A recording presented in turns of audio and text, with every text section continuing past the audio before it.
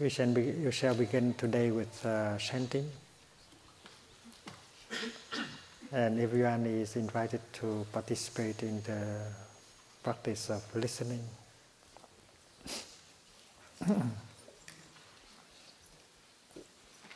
The monastics are going to chant the name of Avalokiteshvara,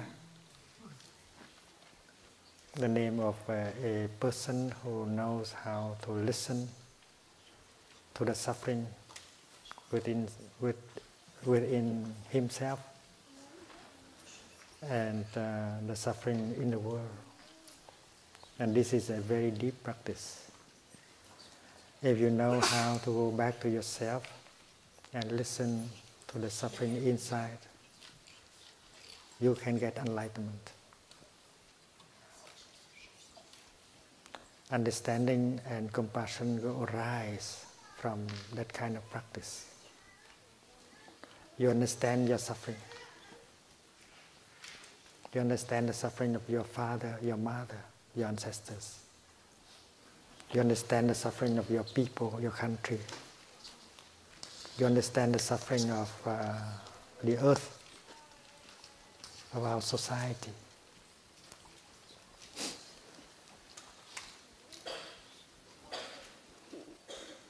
And understanding like that will help love and compassion to arise. And when compassion arises, you suffer less right away. There is a transformation and healing taking place when compassion is born in your heart. And now you can look at the other person with compassion. You don't suffer anymore when you look at him or her, because you can see the suffering in that person. You don't blame, you are not angry at him or her anymore, because in your heart there is already compassion. So instead of trying to punish him, you have the intention to do something or to say something to help the other person suffer less. And you can listen to that person with compassion.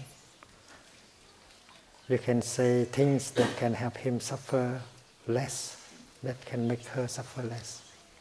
You can do many wonderful things like that, just because you are able to understand your own suffering. And understanding your own suffering, you can understand the suffering of the other person much more easily. So Avalokita is the kind of bodhisattva that is specialized on listening. First he goes back to himself and listens to the suffering inside of him.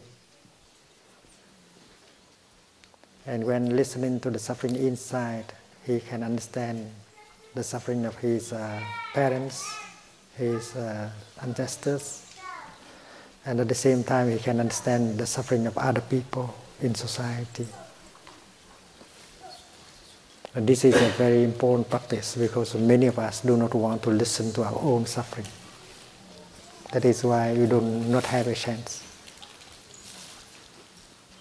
So today's chanting is to chant and to touch the suffering inside, so that you can allow compassion to arise, so that you can understand the suffering of the world, of your parents, of your ancestors.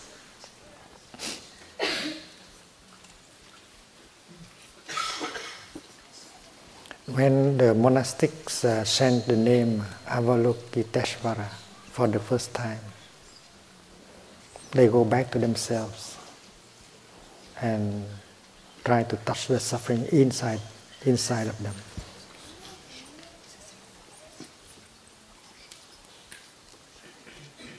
And when they chant the name for the second time, they become aware of the suffering of the people around them. And when they chant it for the third time, they get in touch with the suffering in the world. There are many spots in the world where people suffer very deeply. Not only because of war, because of separation, of natural catastrophes, but they suffer also for social injustice, for suppression, for violence, because of violence and so on. And they suffer from difficult relationship and so on. So the practice of listening to the suffering is to give a chance for compassion to arise. And when compassion arises, you feel better, you suffer less. And it can happen very quickly. That is the practice of mindfulness of suffering. You are mindful of your own suffering. You are mindful of the suffering of the other person. You are mindful of the suffering of the world. Mindfulness of suffering will bring compassion and understanding. So when we sit and listen, we can do very much the same. You don't have to chant along. We follow our in-breath and out-breath, and we go back to ourselves. We are not afraid of being in touch with the suffering inside. We allow ourselves to embrace our own suffering. Oh my dear pain, my dear suffering, my dear sorrow, I know you are there. I'm not running away from you anymore. I'm back to recognize you and to embrace you like to embrace a baby. That is what we practice. We go home and allow ourselves to be embraced, allow our suffering to be embraced by ourselves. We take care of ourselves. And then when we hear the chanting for the second time, we are aware that people around us, they have suffering also. So we have sympathy. We can communicate with them. And then when we hear the chanting for the third time, we know that in the world people suffer very much. And we want to be in communication with them. We want to be something, to do something in order to help the world to suffer less. And the practice is to allow ourselves to be here, not to be taken away, pulled away by our thinking. Because if we sit there thinking, our thinking will bring us elsewhere.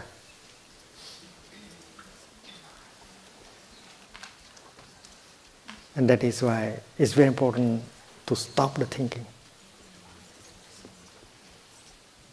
Just to focus our attention on the chanting. And you are with the chanting. You are breathing in, breathing out. And you stay with the chanting. So there is only the breathing in, breathing out, and the chanting.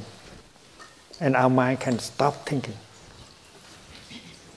We just feel the energy, the collective energy of the Sangha, the energy of mindfulness, the energy of compassion generated by the chanting.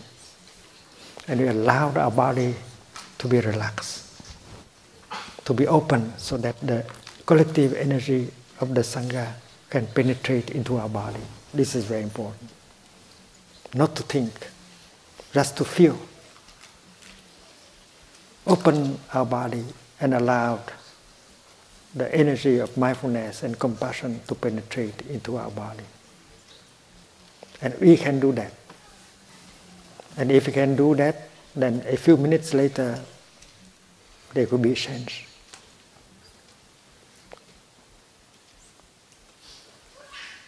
Our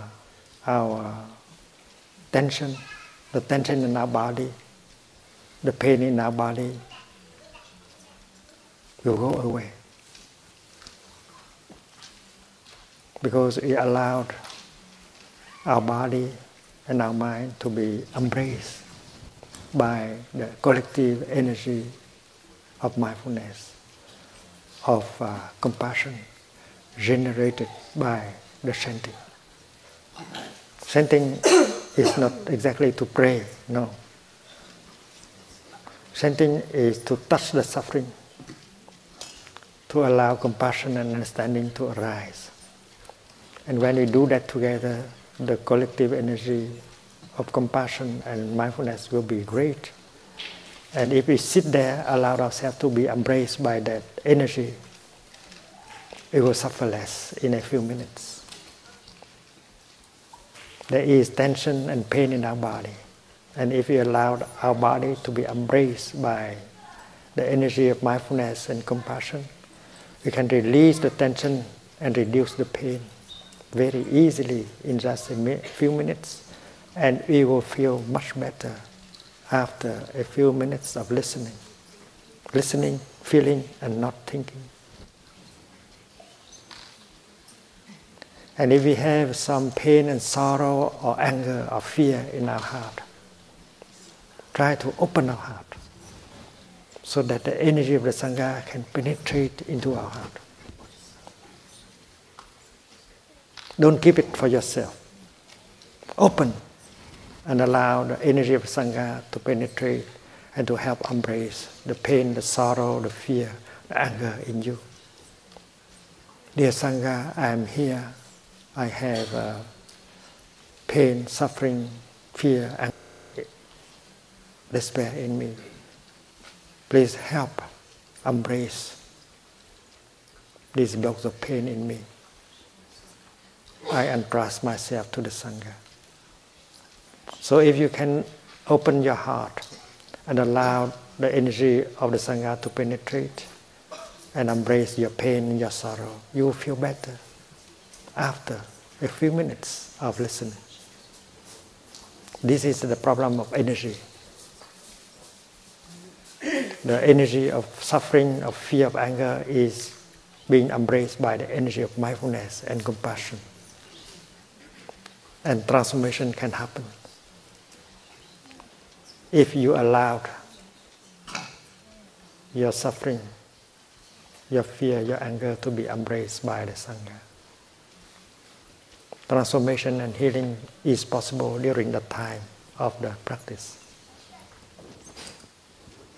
And if we have someone very close to us back home who cannot come to the retreat, and that person suffers deeply, we can very well send this energy to him or to her right here and right now. We just think of that person, or call his or her name silently in your mind, and then this energy generated by the practice will be channeled to that person right this morning. And at home, that person may feel better.